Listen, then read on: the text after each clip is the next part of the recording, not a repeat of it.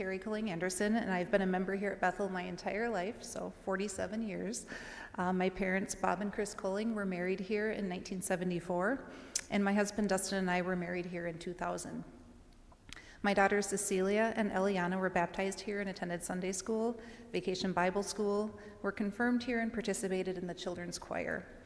I attended Sunday school here too, and I remember many years of Sunday school being held in the parish homes that were located now where our parking lot sits.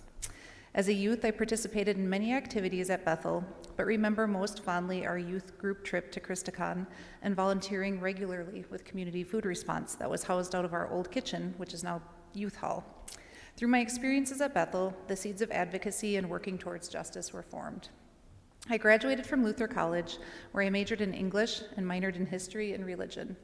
My goal at that time was to become a journalist and to continue to advocate for those who could use media as a platform for their voice. After interning in Washington, D.C. as a young writer who got entangled in the politics of just about anything I was to write about, my vocation began shifting. I just didn't know it yet. Upon graduation, I moved to Grand Forks, North Dakota to be closer to my husband as he completed flight school. After struggling to find work that felt meaningful to me, I made a choice. In a quiet moment of reflection and prayer, I decided to leave North Dakota and join Lutheran Volunteer Corps.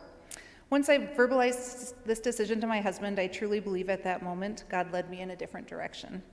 I opened that newspaper the same day to see a full-page ad for AmeriCorps.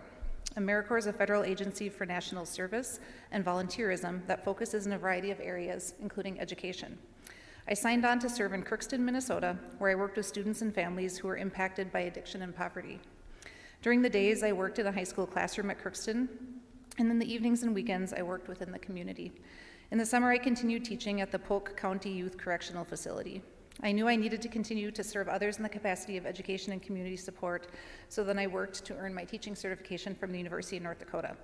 I made my way back to Rochester, where I started teaching English here in 2001. Throughout my career with Rochester Public Schools, I've maintained my commitment to justice and equity. Micah 6:8 says, "What does the Lord require of you but to do justice, and to love kindness, and to walk humbly with your God?" While teaching in and of itself requires a strong commitment to justice and kindness, many opportunities found their way to me, certainly led by God.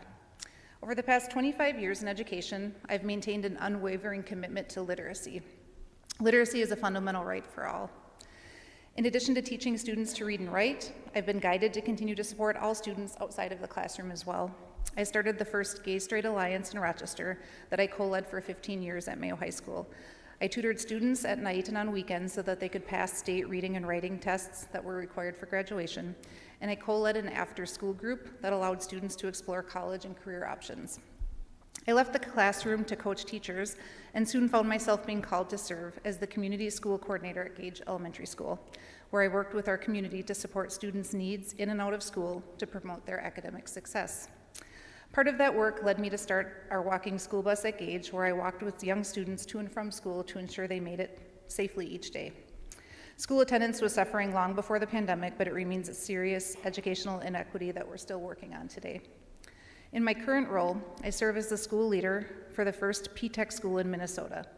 P-TECH stands for Pathways in Technology Early College High School, and it's a partnership model between K-12 public schools, higher education, and workforce and industry. P-TECH aims to serve students who may be the first in their family to attend college or who may face financial or other barriers to accessing higher education or entering the skilled workforce.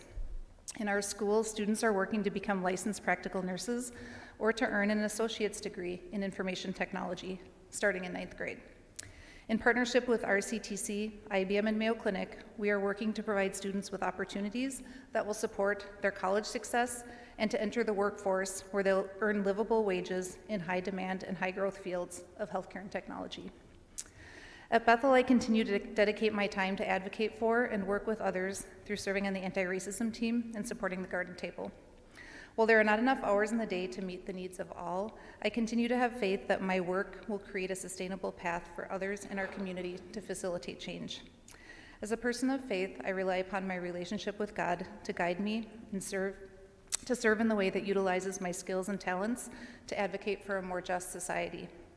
I walk alongside God in kindness to work for justice, humbly. I do this as a member of Bethel, a wife, a daughter, sister, mother, and educator. Thank you for the opportunity tonight to share more about myself and my life's work led by God.